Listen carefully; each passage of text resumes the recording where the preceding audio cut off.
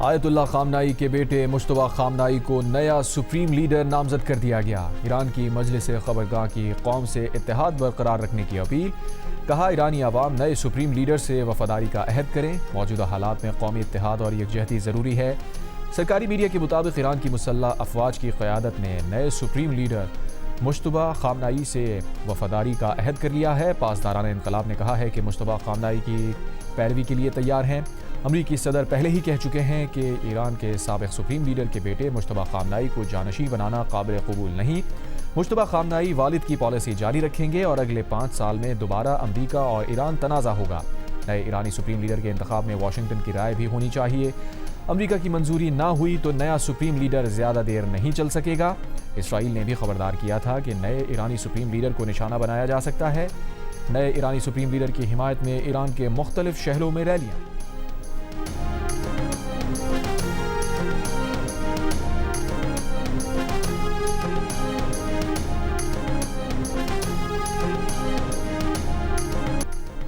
ایرانی صدر Masoud Pezeshkian نے کہا ہے کہ نئے سپریم لیڈر کا انتخاب قومی اتحاد اور ارادے کی مضبوطی ہے۔ فیصلہ ملکی یکجہتی اور قومی وحدت کے فروغ کے لیے ہے۔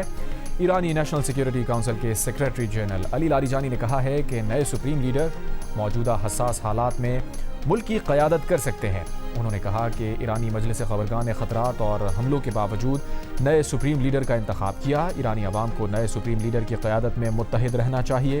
اسپیکر ایرانی پارلیمنٹ کا مجتبیٰ خامنائی کو سپریم لیڈر منتخب کرنے کا خیر مقدم۔ کہا نئے رہنما کی پیروی کرنا سب کے لیے مذہبی اور قومی فریضہ ہے۔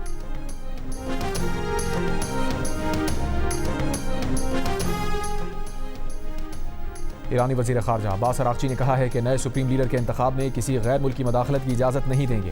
یہ ایرانی عوام کا اختیار ہے کہ وہ اپنا نیا رہبر منتخب کریں۔ یہ صرف ایرانی عوام کا کام ہے، کسی اور کا اس معاملے سے کوئی لینا دینا نہیں۔ اسرائیل اور امریکہ گزشتہ سال کی 12 روزہ جنگ کے بعد والی جنگ بندی توڑ چکے۔ امریکہ اسرائیل اب دوبارہ جنگ بندی کا مطالبہ کرنا چاہتے ہیں تو یہ اس طرح نہیں ہو سکتا۔ عباس اراغچی نے کہا کہ جنگ کا مستقل خاتمہ ہونا ضروری ہے۔ جب تک جنگ کا مستقل خاتمہ نہ ہو ہمیں اپنی عوام اور سلامتی کی خاطر لڑائی جاری رکھنی پڑے گی۔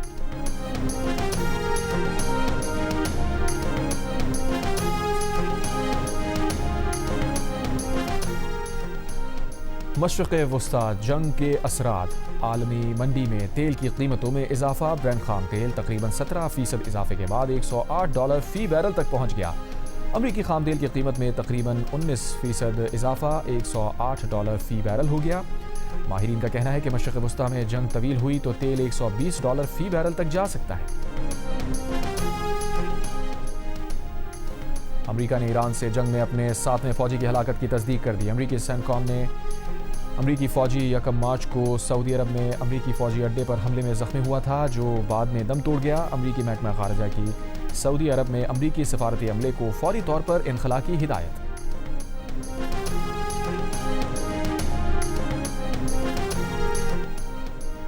ایرانی حملے میں تل ابیب میں کئی عمارتیں تباہ۔ اسرائیلی وزارت صحت نے تصدیق کی ہے کہ ایران سے جنگ شروع ہونے کے بعد سے اسرائیل میں 1900 سے زائد زخمی اسپتالوں میں لائے جا چکے۔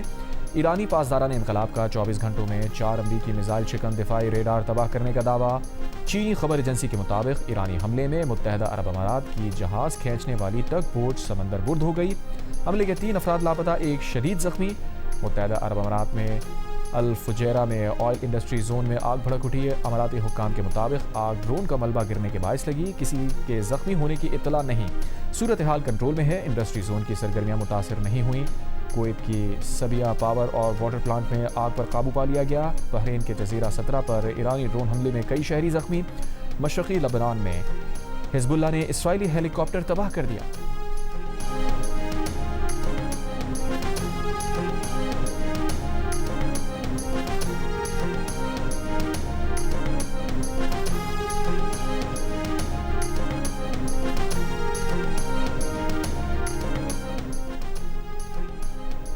اصفہان میں ایران کے جوہری شعاع ریزی کے مرکز کو اسرائیلی و امریکی حملے سے نقصان۔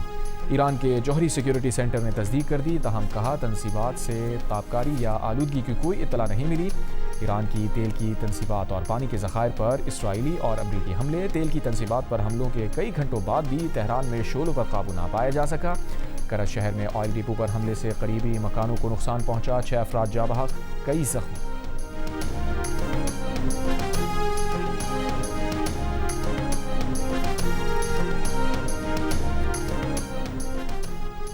سعودی محکمہ شہری دفاع کا کہنا ہے کہ خرج ڈویژن میں عمارت پر دھماکہ خیز مواد گرنے سے 2 افراد جاں بحق اور 12 زخمی ہو گئے۔ جاں بحق ہونے والے افراد کا تعلق بھارت اور بنگلہ دیش سے ہے، زخمی ہونے والے تمام افراد کا تعلق بنگلہ دیش سے ہے۔ شیبہ آئل فیلڈ پر ڈرون حملہ ناکام بنا دیا گیا۔ اسپین اور جرمنی کے بعد سوئٹزرلینڈ نے بھی ایران پر امریکی اسرائیلی حملے کو بین الاقوامی قانون کی خلاف ورزی قرار دے دیا۔ چین کا ایران پر حملے فوری روکنے کا مطالبہ، ایران پر حملوں کی مخالفت۔ چینی وزیر خارجہ وانگ یی نے کہا یہ جنگ ہونی ہی نہیں چاہیے تھی، طاقت کا استعمال مسئلے کا حل نہیں، حکومت کی تبدیلی کے منصوبے کو مقبولیت نہیں ملی۔ ایران اور خلیجی ممالک کی سلامتی اور خود مختاری کے احترام پر زور، کہا جنگ کو پھیلنے سے روکا جائے، بڑے ممالک تعمیری کردار ادا کریں۔ چینی نمائندہ خصوصی برائے مشرق وسطیٰ کی ریاض میں سعودی وزیر خارجہ سے ملاقات، خطے میں استحکام کی حمایت کے لیے کی جانے والی کوششوں کا جائزہ۔ روسی وزیر خارجہ کا کہنا ہے سلامتی کونسل کے 5 مستقل ارکان کا سربراہی اجلاس بلانے کا وقت آ گیا ہے۔ روسی صدر نے سلامتی کونسل کے مستقل ارکان کے سربراہی اجلاس بلانے کی تجویز دی تھی۔ ملکی معیشت کو ہر ممکن استحکام فراہم کرنے کے لیے تمام ضروری فیصلے کیے جائیں گے، وزیر اعظم شہباز شریف کا اجلاس سے خطاب۔ موجودہ بین الاقوامی صورتحال میں ملکی معیشت سے متعلق اقدامات کے جائزہ اجلاس میں کہا حالیہ صورتحال سے نمٹنے کے لیے تمام تر اقدامات کیے جائیں جن سے عوام کے مفادات کا مکمل تحفظ کیا جائے اور معاشی استحکام کو یقینی بنایا جائے۔ تمام سرکاری ملازمین اور وزراء کو سادگی اور کفایت شعاری اختیار کرنی ہوگی۔ سادگی اور بچت کے حوالے سے ہدایات صنعت اور زرعی شعبے پر لاگو نہیں ہوں گی۔ کفایت شعاری اور بچت کے حوالے سے حتمی لائحہ عمل کا باضابطہ اعلان آج کیا جائے گا۔ وزیر اعظم نے کہا کہ جیسے ہی یہ مشکل مرحلہ گزرے گا اور معیشت مزید مستحکم ہوگی، حکومت عوام کو زیادہ سے زیادہ ریلیف دے گی۔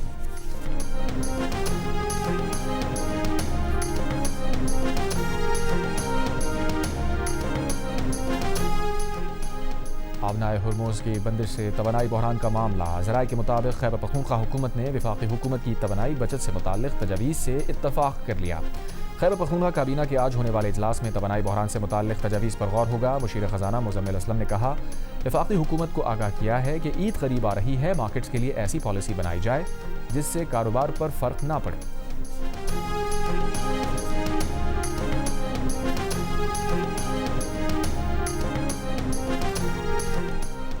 وزیر اعلیٰ پنجاب سے وزیر خزانہ محمد اورنگزیب اور وزیر پیٹرولیم علی پرویز ملک کی ملاقات، پنجاب میں پیٹرولیم مصنوعات کی سپلائی، ڈیمانڈ اور ذخائر کا جائزہ، بچت پالیسی پر اتفاق۔ مریم نواز نے کہا پیٹرول پمپس پر عوام کو لائنز میں نہ لگنا پڑے، معاشی تحفظ کے لیے فوری فیصلے ناگزیر ہیں، چیلنج سے نمٹنے کے لیے پوری قوم کو ثابت قدمی کا مظاہرہ کرنا ہوگا۔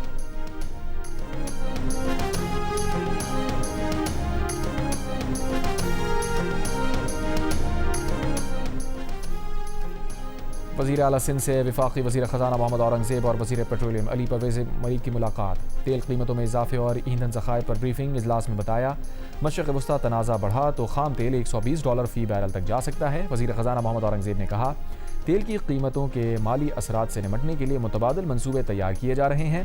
وفاقی وزراء نے بتایا آج پیٹرول کے 3 جہاز پاکستان پہنچنے کی توقع ہے۔ سعودی عرب، عمان اور UAE سے متبادل ایندھن سپلائی پر سفارتی رابطے جاری ہیں۔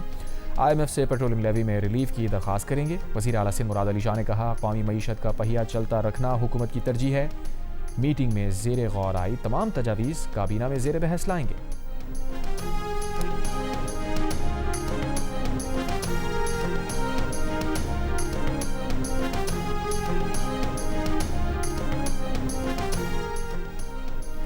وزیر اعلیٰ خیبر پختونخوا سہیل آفریدی کا صوبے میں موٹر سائیکل سواروں کے لیے پیٹرول کی مد میں $2200 فی کس امداد کا اعلان، کہا BRT کے کرایوں میں بھی اضافہ نہیں کر رہے، حکومت اضافی خود خرچہ اٹھائے گی۔ جون سے پہلے 130,000 گھرانوں کو سولر سسٹم لگا کر دینے کا بھی اعلان۔ پریس کانفرنس میں کہا انہوں نے نئی گاڑیوں کی خرید و فروخت اور بین الاقوامی دوروں پر پابندی لگائی ہے، دوسری طرف یہ لوگ اپنے لیے پرائیویٹ جیٹ خرید رہے ہیں، اپنی شاہ خرچیاں کم نہیں کر رہے، عوام پر $55 فی لیٹر پیٹرول کا ایٹم بم گرا رہے ہیں۔ ہم عوام مخالف پالیسیز میں کسی کے ساتھ نہیں ہیں۔ تحریک انصاف پیٹرولیم مصنوعات کی قیمتوں میں اضافہ مسترد کرتی ہے۔ صوبائی وزیر خزانہ محمد مزمل اسلم نے کہا کہ بے روزگاری اور غربت انتہا کو پہنچ چکی ہے. ہم نے پیٹرولیم لیوی کو صفر کیا تھا, اب لیوی 105 روپے فی لیٹر ہے. وفاقی حکومت 30 جون تک 1700 ارب روپے کما لے گی.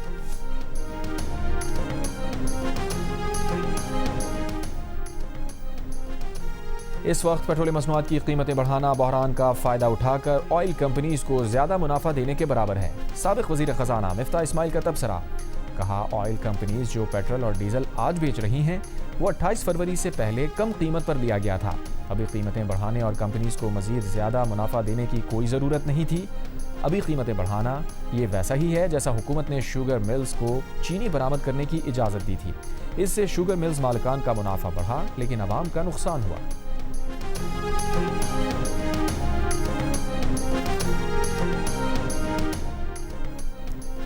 اسٹیٹ بینک کی مانیٹری پالیسی کمیٹی کا اجلاس آج ہوگا. پالیسی اجلاس میں شرح سود پر فیصلہ کیا جائے گا. مالیاتی شعبے کی اکثریت کا اندازہ شرح سود 10.50% پر برقرار رکھے جانے کا ہے. لاہور اور کراچی میں امریکی کونسلیٹ سروسز معطل. امریکی سفارت خانے کے مطابق آج سے 13 مارچ کو امیگرینٹ اور نان امیگرینٹ ویزا اپائنٹمنٹس منسوخ کر دی گئیں. درخواست دہندگان کو نئی اپائنٹمنٹس کے لیے ہدایات ای میل کے ذریعے دی جائیں گی. امریکی شہریوں کے لیے معمول کی اور ایمرجنسی سروسز جاری رہیں گی.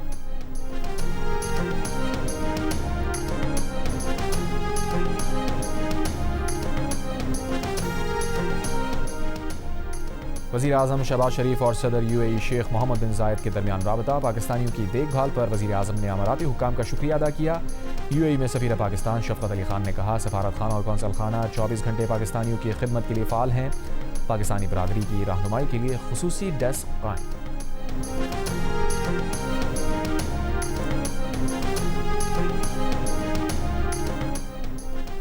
مشرق وسطی فلائٹ شیڈیول میں کچھ بہتری آ گئی. پاکستان کی 76 پروازیں منسوخ، 63 آپریشنل. 10 روز کے دوران پاکستان کی مشرق وسطی کے لیے منسوخ پروازوں کی تعداد 1500 سے تجاوز کر گئی. کراچی سے 13، لاہور سے 12 اور اسلام آباد کی 16 پروازوں کی روانگی متوقع. ملتان سے 10، سیالکوٹ سے 5 اور کوئٹہ سے 4 پروازیں آپریٹ کیے جانے کا امکان. ایران میں پاکستانی سفیر مدثر ٹیپو نے کہا ہے کہ ایران میں پھنسے پاکستانیوں کو بسز کی تلاش میں مشکلات ہیں. جو پاکستانی ہمارے تعاون سے وطن واپسی کے خواہاں ہیں سفارت خانے میں رجسٹر کروائیں. قم میں موجود پاکستانیوں سے خاص طور پر خود کو رجسٹر کروانے کی درخواست.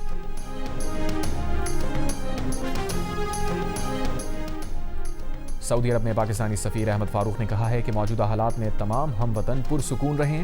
پاکستانی کمیونٹی قوانین کا احترام کرے اور افواہوں سے بچے. قونصل جنرل سید مصطفیٰ ربانی نے کہا سعودی عرب میں محصور پاکستانی عمرہ زائرین کی مدد کے لیے پاکستانی سفارت خانے اور جدہ کے پاکستان کونسلیٹ میں ہیلپ لائنز 24 گھنٹے کام کر رہی ہیں.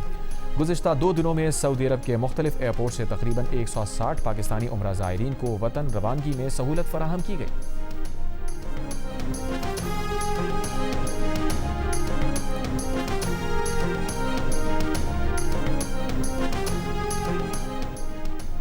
اماراتی صدر محمد بن زائد ال نہیان اور امریکی صدر ڈونلڈ ٹرمپ کا ٹیلی فونک رابطہ. ایرانی حملوں اور مشرق وسطی کی صورتحال پر تبادلہ خیال. دونوں رہنماؤں نے خطے کی سیکیورٹی پر بھی گفتگو کی. اماراتی صدر شیخ محمد بن زائد اور مصری صدر عبد الفتاح السیسی کا بھی ٹیلی فونک رابطہ. خطے کی سیکیورٹی صورتحال، امارات اور دیگر ممالک پر حملوں پر بھی گفتگو. مصر کی ایرانی حملوں کی مذمت اور امارات کی مکمل حمایت کا اعادہ.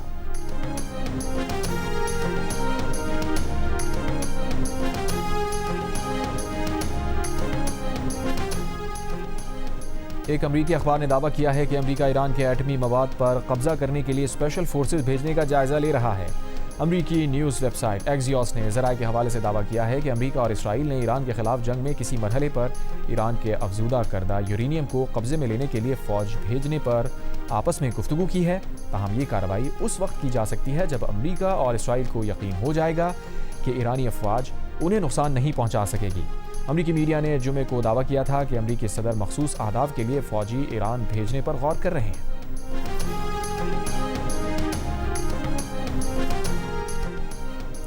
ایرانی صدر مسعود پزشکیان کا آذربائیجان کے صدر الہام علیوف سے ٹیلی فونک رابطہ. ایرانی صدر نے کہا آذربائیجان میں گزشتہ ہفتے ڈرون واقعے میں ایران ملوث نہیں. ایرانی صدر کی واقعے کی مکمل تحقیقات کرانے کی یقین دہانی. دونوں رہنماؤں نے خطے کی صورتحال پر بھی گفتگو کی. قطری وزیر اعظم شیخ محمد بن عبدالرحمن الثانی نے کہا ہے کہ جو کچھ ہوا وہ ایران کے ساتھ ہمارے تعلقات پر ایک بڑا دھچکا ہے۔ ایران سے بات چیت جاری رکھیں گے، کشیدگی کم کرنے اور صورتحال بہتر بنانے کی کوشش جاری رکھیں گے۔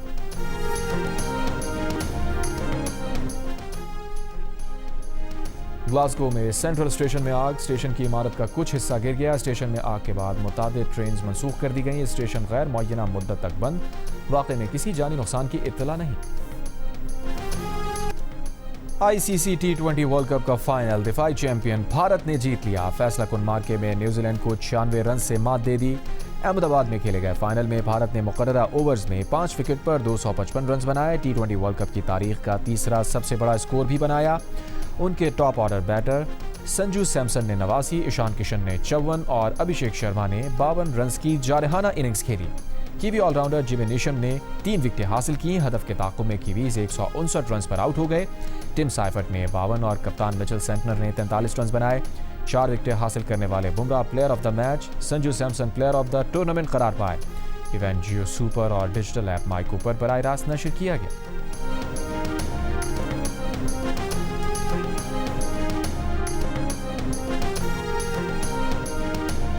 اسلام آباد میں عورت مارچ میں شریک تمام خواتین کو چھوڑ دیا گیا۔ پولیس رائے کے مطابق خواتین کو دفعہ 144 کی خلاف ورزی پر حراست میں لیا گیا تھا۔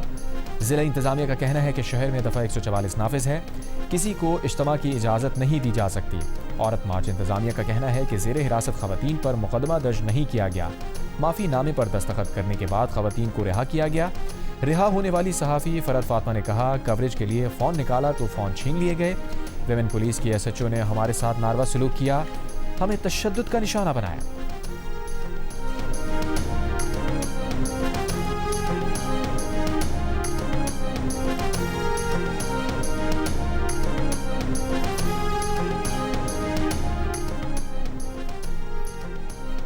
کوئٹہ کے علاقے کلی اسماعیل میں فائرنگ، سی ٹی ڈی اہلکار مٹھا خان شہید۔ نماز جنازہ پولیس لائنز میں ادا کر دی گئی۔ صوبائی وزراء، آئی جی پولیس بلوچستان اور دیگر اعلیٰ افسران کی شرکت۔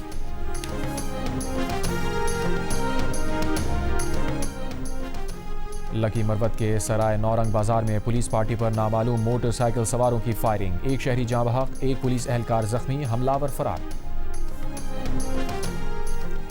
میئر کراچی مرتضی وہاب نے کہا ہے کہ 35 سال بعد نیٹو جے ٹی پل کے ایکسپینشن جوائنٹ کی مرمت کی۔ ماضی میں اس پل کی مرمت کا کوئی کام نہیں ہوا، وفاق کو خیال نہیں آیا تو کے ایم سی نے کام شروع کیا۔ 60 کروڑ کی لاگت سے پل کی مرمت اور اسے مضبوط کیا۔ یہاں بہترین مینگرووز پارک بنائے جا رہے ہیں، اپریل میں پارک عوام کے لیے کھولیں گے۔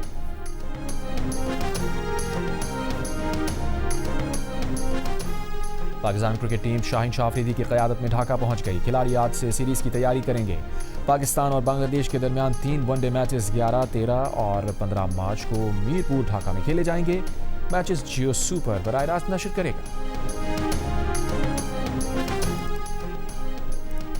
پاکستان سپر لیگ کے 11ویں ایڈیشن کا مجوزہ شیڈیول سامنے آ گیا ہے۔ افتتاحی میچ 26 مارچ کو لاہور میں لاہور قلندرز اور حیدرآباد کنگز مین کے درمیان ہوگا۔